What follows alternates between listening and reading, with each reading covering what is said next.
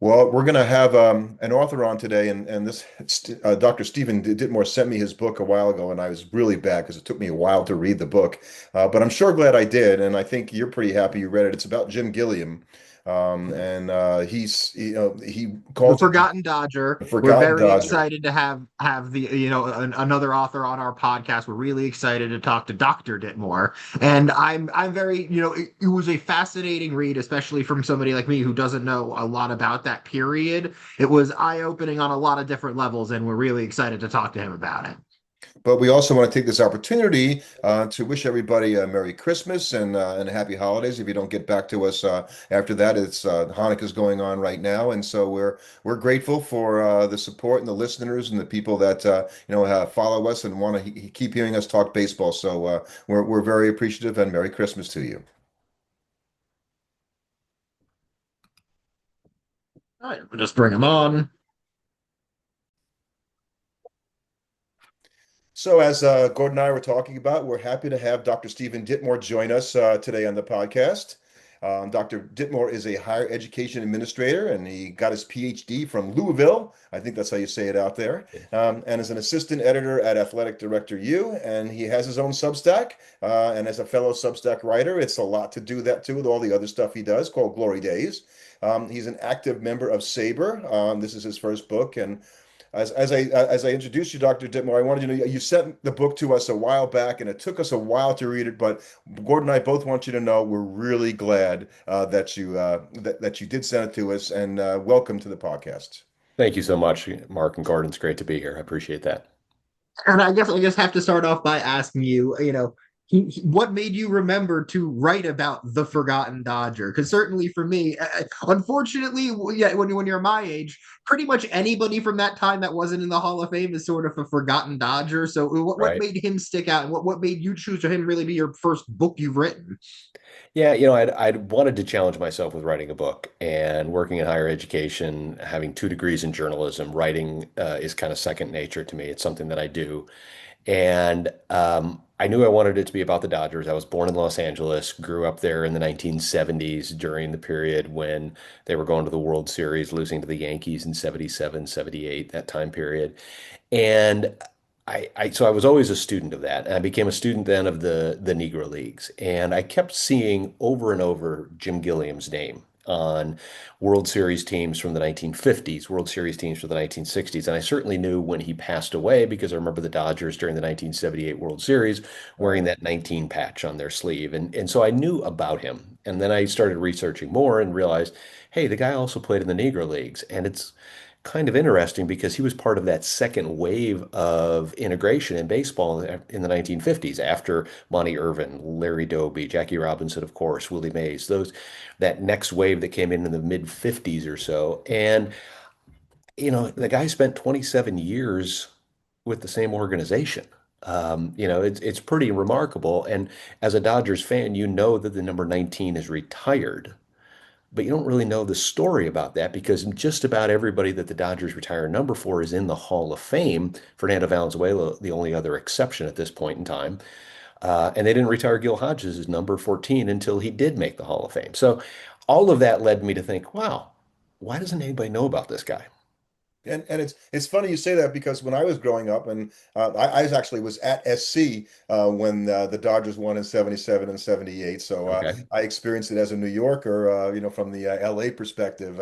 I'm not a Yankee fan, but because I was from New York, that everybody kind of thought I'd be a Yankee fan, so that was a little bit weird. But I was confused when I was even younger. My cousin was a baseball fan between Junior Gilliam and Jim Gilliam. I thought they were two different players. No, yeah, they were definitely the same person. He didn't, from what I can tell, he didn't really like the nickname Junior. But I will say this, there's a number of Facebook groups devoted to the Brooklyn Dodgers and a lot of fans that grew up in Brooklyn in the 1950s that refuse to call him Jim Gilliam. They remind me all the time that A, he's not forgotten, and B, he's Junior Gilliam. So And I also noted that, while he's not quite Yogi Berra when it comes to winning, he bridges two eras, right? he Because he does. comes from the he played with all the Hall of Famers when they won in 55, right? There were six future Hall of Famers on that team that he Correct. played with.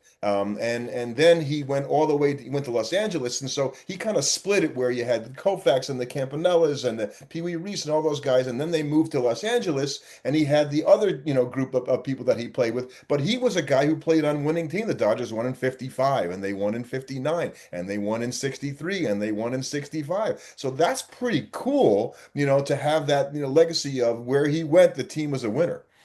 Absolutely. And as you're saying that, I mean, the thing to note here is that Gilliam is the only Dodger in history to play on four World Series winning teams. Now, Koufax was on the roster in 55, but did not play in the series.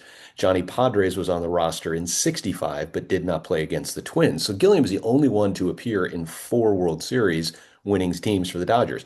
And he played on seven World Series teams total because they lost in 53, they lost in 56, and they lost in 66. So he's one of only Pee Wee Reese, Carl Furillo, Duke Snyder. Those are the ones that have played in seven World Series. So, yeah, he does have a pretty remarkable career. And even to this day, he ranks 11th all time in World Series games played in Major League Baseball history. Right. It's not 39 games. That's not an easy list to get on. And you think about it, even I think he's probably one of the might be the only non-guy that like not Hall of Fame person that can say this. When he was playing on the Dodgers in 55, he's on the field with five other Hall of Famers at the same time, which Yeah. is like I can't imagine kind of like having the perspective he must have had looking back on that, thinking about what that was like. Like, wow, I'm playing with like one of the greatest collection of players that have been assembled in the field at a given time like that. Yeah, I mean, it would have been fascinating to actually speak to him about that. It's he was the 1953 Rookie of the Year in the National League, so he's playing with a lot of World Series or Hall of Fame players and on that team as well. And some people argue the 53 Dodgers were better than the 55 Dodgers. Um, and it is remarkable, and I think that's part of the reason that he's kind of forgotten in some ways is because you did have all those players on the 55 team, and then you go to the 60s, and all anybody wants to talk about is Koufax and Drysdale, and understandably so. And the Dodgers team was just very different how they won games in the 1960s. They held the Yankees in the 63 World Series to four runs, Right. you know. Right. And his career is he's well when you look at those two eras of the Dodgers where you had the end of the Brooklyn era and the beginning of the LA era, he's one of the one of the probably the biggest name guy that was really a part of both of them. He was there at the end of one and the beginning of the other. So his career is sort of bisected by that, which means the people that know of him are kind of bisected by that. Yeah, The yeah, relationship LA Dodger fans have with Jim Gilliam is very different than the relationship the Brooklyn Dodgers fans have 100%. with Junior.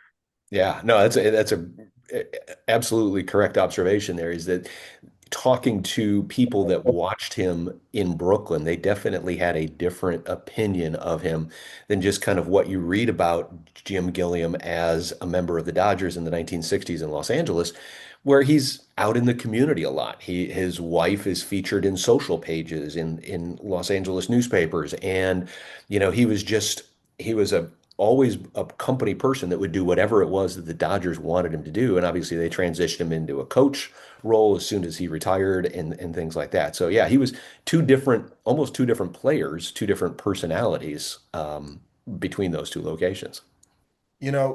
He was a five-time All-Star. So as a player in his own right, I think he gets shortchanged a little bit there as Mhm. well. And to boot, he won a Negro League championship in 1948, and then didn't get to go to the major leagues for 5 years. And that was Correct. the time where the Negro Leagues were kind of breaking down after Jackie came up in '47. And I wanted to ask you, how much do you know how much he felt that held him back because his all-time stats would have been 5 years from age 19 to 24. Those are pretty prime years. Yeah, it's interesting. I had an opportunity to speak to his widow, Edwina, back in 2020 as I was researching and writing this book. And, she said he was never one of those that said, gosh, I wish I would have done this, or I wish I would have had this opportunity, or whatever. That was never the way that he approached his craft there. But I think you're absolutely right. Those years that are lost, um, and I try to make the case in the book that he was a major league caliber player in 1951 and 1952 while playing for the Montreal Royals. And ostensibly, the only reason the Dodgers didn't add him to the roster was because they already had four black players. And I pick on Bobby Morgan a little bit. I had a chance to talk to Bobby Morgan before he passed away, and one of the first things he said to me was, "Why do you want to write a book about him? He's been dead for 40 years." And I said, "Well, that's kind of the reason I want to write a book." But I don't think that Bobby Morgan was a better player than Jim Gilliam, but Jim Gilliam was in the minors and Bobby Morgan was not. He was on the Dodgers roster as a utility infielder.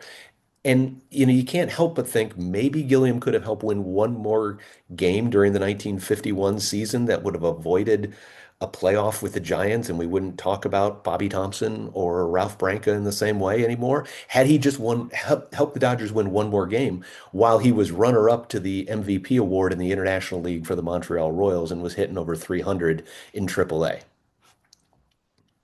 Yeah.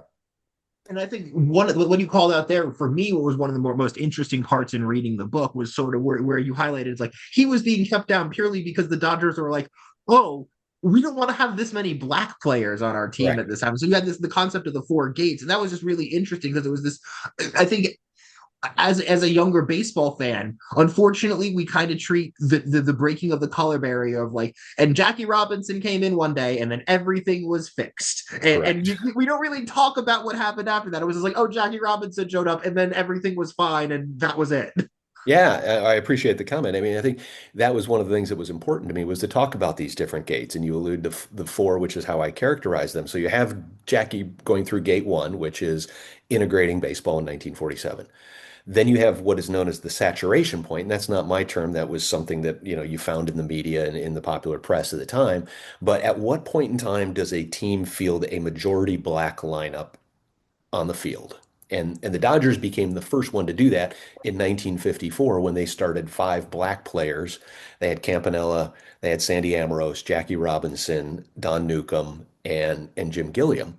And they had avoided that kind of every time it seemed like they were going to start four players, like Newcomb was going to pitch.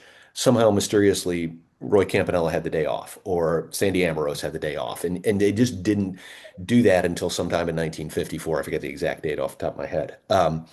But that was the second gate. The third gate becomes who's going to become a black coach? How are we going to infuse blacks into management in baseball? And Buck O'Neill is the first black coach in baseball, no doubt. Was a bench coach for the Cubs. But what Gilliam became, and Gene Baker was also a coach as well before Gilliam, but not on the field. And that was what Gilliam became, was the first base coach. So now you had a black man on the field in a position of leadership to advise players, to tell them what to look out for, and things like that. And then the last gate was, when are you going to hire a black manager? And of course, that doesn't happen until 1975 when the Indians hire Frank Robinson.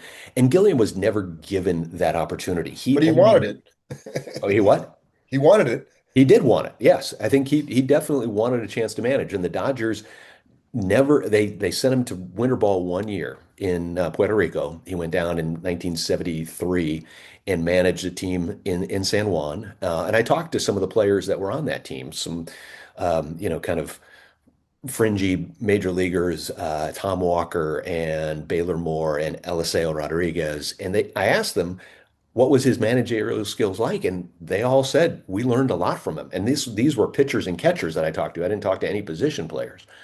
So he certainly had the ability to do that. And I talked to a number of his contemporaries, people that said they learned a lot about the game of baseball from him. But I think one of the things that has stuck with me is that Al Ferrara, before he passed away, he said that Gilliam would have been, in today's baseball, the perfect bench coach, the person that's in the manager's ear saying, you need to think about this three batters down the line. This is what's going to happen. You need to get somebody into this position or whatever it is. That's where he excelled, was just the baseball IQ. He would not have been good with the media. That wasn't anything that he really enjoyed.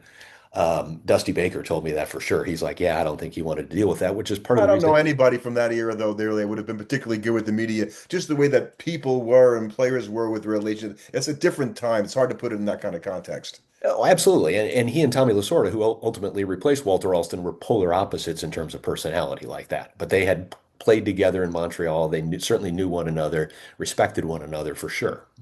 Yeah. And I noticed that, Charlie Dressen was his manager for the first season that he was there, but then they hired Walter Alston. Mhm. And I remember, looking at Walter Alston being, I always say this about Alston, he had 23 one-year contracts He as did. the Dodger manager, but he was Gilliam's only manager then after Charlie Dressen until the end of his career. Yeah, it was so he managed Alston managed the first 2 years in Montreal too. So Gilliam played his entire career with the Dodgers, all but that 1 year, 53.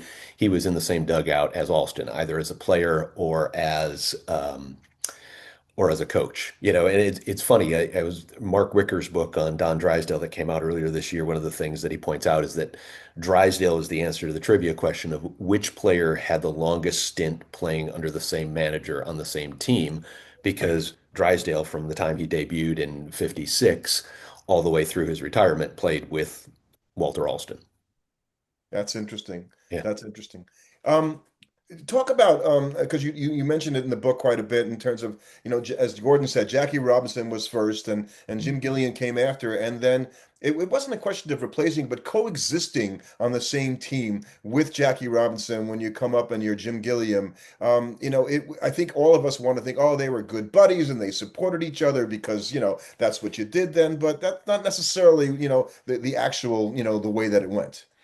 Yeah, I mean, I think they were certainly friends. There's no doubt they were roommates together Gilliam's freshman year. They on the road, so they got along well. But Gilliam actually technically took Robinson's spot at second base, and so there was a lot of attention to Gilliam in the winter ball the year before, in winter 52 to 53, right before he went to spring training with the Dodgers when he was eventually promoted to the major league roster. A lot of discussion about that. They were good friends in the clubhouse, played cards together, things like that. But in terms of how they approached the business aspect of baseball, certainly after Jackie retired, he became much more outspoken about things. And Gilliam, that was just not his nature. He was very quiet, very unassuming. I Gilliam was a pallbearer at Jackie Robinson's funeral to the extent that that shows you the level of relationship that they did have. But they were not people that were, they were not closely aligned. I think Gilliam related more easily to Joe Black, who he had played with on the Baltimore Eli Giants, throughout his time with that team, and then in Montreal, and then later in Brooklyn. Gilliam became Joe Black's son's godfather, Chico Black's godfather, and things like that. So they had a much tighter, I think, relationship than Jackie and Gilliam did, although they were certainly, good buddies and contributing to the Dodgers' victories there. When the Dodgers moved to Los Angeles, and that was probably, and I never really think about this too much. It was a shock probably to everybody that managed to make that carryover from Brooklyn. And by the way, Jackie Robinson decided not to do that, and did not. He actually was traded at the end of his career to the Yeah. Giants, and wouldn't report and said, "I'm done." Yeah. So it's gonna, Yeah. but the players that went there, and then the Duke Snyders to go play, and obviously going to SC. It was always hard for me when I went to the games at the Coliseum, the football games, to think they had a baseball field in this ballpark. And Yeah. so, in addition to going to Crazy. LA, they played their games in this wacko layout that, was the Coliseum. How did that, affect Gilliam and his adapting to now moving to Los Angeles when he was not a West Coast guy? Yeah, it's interesting. I think certainly he was never a power hitter. I mean, he didn't hit more than 70 professional home runs. He did hit two home runs in the 1953 World Series, ironically, and he is the only player in baseball history to hit a home run in a Negro Leagues All-Star game and a Major League All-Star game. And he did that in 1959 in the second Major League Baseball All-Star game that season, which happened to be at the LA Coliseum. And he did hit it over the short porch, the screen in left field. So he benefited from it from that standpoint. I think the biggest thing that the Dodgers kind of experienced was just all the bright lights and the Hollywood effect of coming to see games in Los Angeles, the Coliseum. Carl Erskine famously, I had a chance to talk to him a couple of times before he passed. Um, Talked about looking up into the stands and seeing all the celebrities and trying to look at women in the crowd and stuff like that. And that was just kind of what the Dodgers became, was the it team, and it helped that they won the World Series in 59, their second year that they were in Los Angeles.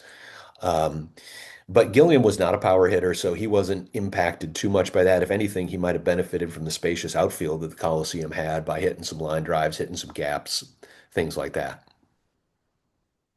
And I thought one of the most, another interesting part, I talked about, before, like in terms of not knowing as much about the four gates and how that was kind of a hidden part of baseball history. There was another part of baseball history sort of hidden in that just like you don't know about these players and these teams and these things that happened to them throughout the whole season. Like reading about the whole bus incident that happened where the team basically, like the manager has to pull the bus over and yell out all the players of like, Yeah. listen, you're getting an air conditioned bus when you deserve an air conditioned bus. But then also just the confusion I had when I'm reading the beginning, and it's like it's got to be weird for Jim to play with two different guys, one guy named Pee Wee and the other guy nicknamed Pee Wee at different points in his career. Yeah, I mean, he played with Pee Wee Reese and then he played alongside Nate Pee Wee Oliver. And, and I think that was the relationship. I really enjoyed talking to Pee Wee Oliver, who has also since passed. It's one of the sad things about doing this research is that there have been quite a few people that I had the pleasure of speaking to for the book that have passed away. Um, just talking about how Gilliam mentored young up and coming talents, and they talk about in the media, and I allude to it in the book, phenoms that were always going to replace Gilliam in the lineup. And that was one of the things that I think was a stigma about him was that he had no permanent place. He came up as a second baseman. He started at third base. He started in left field. He actually played every position except center field, shortstop, except shortstop, pitcher, and catcher. He did play in center field. So he played all three outfield positions at some point. Um, he he even had a couple of putouts at first base. I mean, he would go wherever, and that was the thing. He started more opening days on the bench for the Dodgers than he did in the lineup. Yet by the end of the season, he had 150 games played, 625 plate appearances. He hit 270 or whatever it was, walked twice as much as he struck out, Stole bases, right? bunted Wills over to second base, stole some bases, had led the league in triples in 1953. I mean, he just did a lot of little things, and they couldn't keep him out of the lineup. And I think that goes back to that relationship with Alston. Alston just trusted him, wanted him in the lineup, and I begin the book with that play that Gilliam makes in Game 7 of the 1965 World Series because I thought it was truly emblematic of Gilliam's career. Here he is playing third base at the age of 37 years old, stops a screaming line drive off the bat of Versailles down the third base line, gets a force out and helps Koufax get out of an inning in which Koufax is struggling, and the Dodgers go on to win the World Series. And Alston replaces him at the end of the game for defensive purposes, and Gilliam watches games the ninth inning from the clubhouse. And it was just he was always just kind of this unsung person who was there for all these monumental things in Dodgers. He started all four of Koufax's no-hitters. He played in seven no-hitters, including Don Larson's perfect game. He was always around, yet I don't ever feel like he truly got the appreciation for being such a steady player. And that's unfortunate. I mean, people overlook him. They'll talk about it's easy to talk about the 60 Dodgers and talk about Drysdale, Koufax, Maury Wills, Tommy Davis hitting 153 runs batted in, and Willie Davis in center field. Where's Gilliam? Well, and he, yeah, right. The least appreciated five-time All-Star and having the least secure job in the major leagues for a Mhm. guy who was a five-time All-Star. Every year he came into the camp, it was like, well, who are we going to try to get to replace Gilliam now? Yeah, and Right. And I was gonna say, like, he's probably a player who, when you look at his career, like this guy had like 5 seasons where he put up 4 WAR or more. Like when he was going into that 63 season where they're like, oh, we're not sure if we want him in the starting lineup. We want to get younger. It's like he was coming off a 4 WAR season. He was about to put up a yeah, 5 WAR season. Teams would be screaming to have this guy in their everyday lineup. yeah. I But mean, back then they're like, no, maybe not. he's a career 41.7, I think is his career WAR. I mean, that's pretty reputable. I mean, but I brought all that stuff up because Nate Oliver reminded me. I mean, that's one of the players that was supposed to replace him, and he didn't. John Werhaus, another player that had come up from the minors that was supposed to replace him. Darrell Griffith, all of these young up and coming early 20 players in the 1963 to 65 time period that just didn't materialize for the Dodgers, and Gilliam was the consistent thread throughout that. Yeah, I think as chapter 16, you called it a ball player's ball player, and I think that that is, it's interesting to think about who parallels to that kind of a player even in today's, you might use like recently Ben Zobrist had that same kind of Yeah, vibe to him in terms of being multifaceted and multi-talented in different positions. I think Gilliam actually was a better player than Ben Zobrist was, but it's hard to Kike Hernandez is not the equal of Jim Gilliam. It's really not even close. But because he's had such a great postseason career, people sure. think that they're equal. Yeah, and and obviously contemporaries benefit from greater television exposure. They benefit from more playoff games. I mean, remember that the Dodgers didn't have any league championship series when Gilliam played. It was either you win the pennant and go to the World Series or not. So imagine how many more postseason at bats he would have playing on 7 World Series teams in today's environment where you've got DSs and CSs and things like that. Yeah, I mean, I think the comparison to Zobrist is a good one. I can't remember if Zobrist was a switch hitter or not, but that was one of the attributes that made Gilliam unique was that he did bat from left and from right side of the plate and was equally adept at both. Although he was a natural right-handed hitter, he could certainly slap the ball as a left-handed hitter and pull it when he needed to in order to move Wills along if Wills had gotten on base. Talk about late in his career, the failed retirement that he went through, and why it happened, and what transpired. Yeah, so the 64 season was arguably his worst ever as a professional. Things didn't click for him. They didn't click for the Dodgers either. They were coming off high expectations after sweeping the Yankees in the 63 series. And he just, he was age 36 and he just wasn't, having things go his way. So the Dodgers wanted to move on from Leo DeRocher as a coach, and so they announced that Gilliam would become base coach for the Dodgers for the 1965 season, and he would retire. But almost immediately, going back through and looking at the newspaper archives, people speculated, well, is this really going to happen? We don't see that. They may need Gilliam at some point in time. I'm sure he's going to stay fresh. And then, sure enough, on May 1st of 1965, Tommy Davis breaks his ankle sliding into second base. And, they're trying Griffith, they're trying Werhas, they're trying all these other solutions just to add offense to the lineup. Nothing worked. So they finally did activate Gilliam, and he put up pretty good numbers and actually got MVP votes for the 1965 season, despite really not becoming a regular until midway through the summer. And hit well and started every game at third base in the 1965 World Series for the Dodgers. So the same thing happens again in 1966, where he begins the season retired as a full-time coach. But again, the Dodgers activate him. He didn't quite grab lightning in a bottle like he did in 1955, or excuse me, 1965, Right.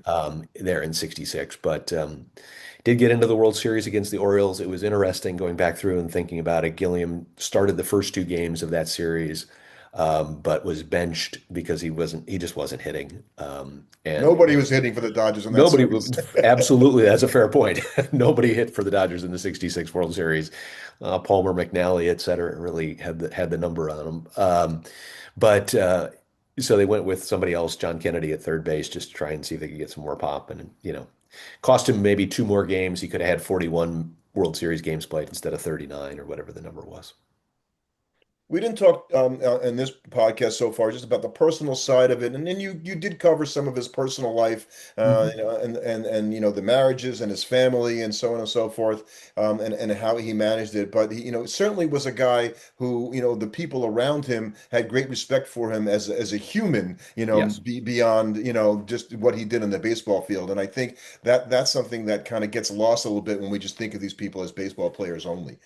Yeah, and I think that was absolutely one of the things that was really fascinating to learn was just everybody I talked to, from whether it was a player in the 1960s, someone that he coached in the 1970s, so a Ron Say, a Bobby Valentine, Billy Grabarkowitz, some of those players that were infielders on the Dodgers teams in the 70s, Dusty Baker, who was very close to him. They were just all effusive in what a good person he was, what a great baseball mind he was, what a great soft-spoken teacher of the game that he was. He was supposedly a sharp dresser. He was a good golfer. He was a really good card player. Bridge or poker or whatever it was. That was the thing. Ron Say told me a story that back when the Dodgers had the KO-2, the plane that Walter O'Malley got that he named after his wife Kay, they would have card games in the back of the plane. And Ron says, I never saw anybody trade hands on the plane, but I think Jim did pretty good for himself. So, and Ron was quick to point out I wasn't in those games, so he wanted to make sure he was clean on that. But yeah, he was a personality that everybody just around the game, and that was true. That was what he always wanted to do with his life. He never graduated high school. He dropped out Right. in 11th grade in segregated Nashville, and he just wanted to be a baseball player. And I guess that's part of the ball player, that chapter. I mean, that's kind of the thing for him. And connecting eras, I like that Branch Rickey was the guy that basically signed something. Branch Rickey had been around for a long time by the time Jim Gilliam came around, and that was near the end of his tenure. And so there's this connective tissue between the past to an even greater degree when you think about, Jim Gilliam and how he got to the major leagues. Yeah, and Rickey's signing of Jackie Robinson was certainly something that Gilliam and all the other Negro Leaguers were paying attention to, and I think that was really inspirational for Gilliam about, hey, I think I can do this, and that's back to our earlier conversation about the relationship with Jackie. I think he definitely looked up to him as an aspirational person and just what he had done for the game, and certainly Rickey gets credit, deserves some credit for that as well. When he got brought up by the Dodgers, that wasn't the first time that he had tried to get in, right? Didn't he try to get in with the Cubs earlier in his career? He did. He had a tryout in March of 1950 with several other Negro Leagues players at Yale Athletic Field in Haines City, Florida, which was home to spring training home for the Yankees and the Phillies at different points in time. And the Cubs, for whatever reason, just didn't feel like he was ready. They went with the older Gene Baker, who ultimately would help integrate the Cubs and join Ernie Banks in the infield there, but they sent him back to the Baltimore Eli Giants. And Gilliam played the 1950 season again with the Negro League Eli Giants, and then the Dodgers signed him and purchased him, rather, him and Joe Black right after the 50 season. I think you put in the book that he's one of the only players to have won both a Negro League championship and a Major League Baseball championship. That's correct. I should have these names committed to memory, but it's like Monty Irvin. Right. It's those types. I think Satchel Paige. Others like that are in that group. Then you add in a Caribbean World Series title, which he also won with the San Juan Senadores. Yeah, no, he played with the Cangrejeros. But anyway, Baker Hills, right. yeah. So he played. He coached the San Juan Right, right, Senadores. right, Yeah. right. But yeah, so he's one of the handful of players that to win both a Caribbean World Series, which was so big in the 1940s and the 1950s, and the Negro League World Series and a Major League World Series. I know you sent a note through to us today, and our friend Scott at the Twin Yeah. Bill, your book was just named a finalist for the best baseball nonfiction book of the year. So congratulations on that! And Thank we you. love the Twin Bill and Gordon. You Yeah. remember when we did Yeah, the movie podcast it with was great. Scott. That was a lot of fun. Yeah, Scott does a great job with that, and he was such a joy to talk to. I talked to him for his podcast earlier this year, but yeah. So, he passed away very young to Jim Gilliam, and we talked about it being in 1978, but I didn't realize that it was when he was only 49 years old. Yeah. And it came right on I mean, his actual passing came right on the heels of the World Series beginning, and his funeral was on game two, the morning of game two of the 1978 World Series, which happened to be in Los Angeles, which created a lot of national media. And so it was pretty well covered. That was fortunate. And in doing research for the book, this is where eBay sometimes can yield amazing treasure troves of things. I found a copy of the funeral program from 1978 from Jim Gilliam's Wow. funeral. And so I reprinted a couple of the pages in there. But that was so helpful in terms of understanding who was present, who the pallbearers were, who the honorary pallbearers were, and just because there's no other record of any of that stuff anywhere. And I was able to ask Edwina, okay, now who is this person? Oh, that was a friend of Jim's that, this was somebody that Wow. rented one of our duplexes or whatever it was. And so that was, obviously a emotional time for the Dodgers. The Dodgers would go on and win game two. They took a two-game 2-0 lead back to New York and then lost the next four, unfortunately. But you know, the one thing that came out of all that was right on the heels of that, the Dodgers announced that they're going to retire number 19, which was Gilliam's number. And I was fortunate to speak with both Peter O'Malley and Fred Clare, and Fred wrote the foreword or the introduction for the book. And both of them talked about that decision. And you got to understand that in 1978, retiring numbers wasn't really a big thing. The Dodgers only had four numbers retired: Campanella, Hmm. Robinson, Koufax, and Walter Alston at that point in time. Um, but they subsequently, after that, said, okay, you got to be in the Hall of Fame before we're going to retire your number. But yet 19 still remains retired for the Dodgers. And one of the things Peter O'Malley told me was, you know, Gilliam embodied everything that we want from the Dodgers. He was in the organization for 27 years, a quarter century. It's not hard to conceive because, as you point out, he died at 49. Another 20 years or so, he's 69, maybe he gets to 70. Maybe he's got 50 years in a Dodgers uniform, counting the 2 years in the minors. I mean, that's unbelievable, right? I There's mean, a real B candidate right there. I mean, when you yeah, think yeah, for sure. So he just, O'Malley stood by the decision, said, I'd make the decision again today. And he said, it's nothing against the people who wanted Gil Hodges' number retired or who wanted Fernando's number retired or Steve Garvey or whoever. That's not against them. It's just at that moment in time, under those circumstances, under that context, that was the decision that was made. And he stood by it. So I appreciated Peter's candid conversation on that and his insight. And he's the sort of guy that he might not be, a baseball Hall of Fame guy, but if the Dodgers had their own Hall of Fame, he's got his own entire exhibit in there. It's the kind of thing where a guy might not be that, in the annals of baseball greatness, but to what he means to a team can be so much more than just the stats you put together in a career. Well, absolutely. I mean, I certainly think he would be a candidate for, if you're putting together an all-time roster of 26 Dodgers in history, he should certainly be on the roster. Maybe not in the starting lineup, but certainly on there as a utility player or somebody that can play third, play second, play left, wherever they need him to play.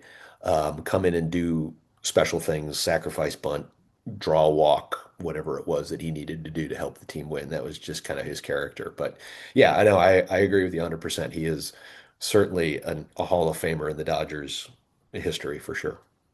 well, you've done a great job at sort of reminding people of why he shouldn't be the forgotten Dodger. And before we got on the podcast, Gordon and I talked about, so if you're a Dodger fan, Mhm. obviously, Yeah, and in your glory days right now, nobody wants to admit it right now because everybody's like, it's so great to be a Dodger fan.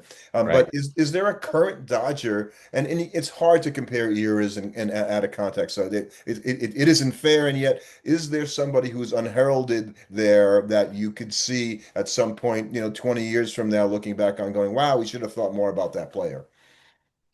Yeah, I think it's easy to say this right now, but Miguel Rojas has had a really interesting history with the Dodgers, going all the way back to 2014 and the spectacular play he made defensively to save Clayton Kershaw's no-hitter.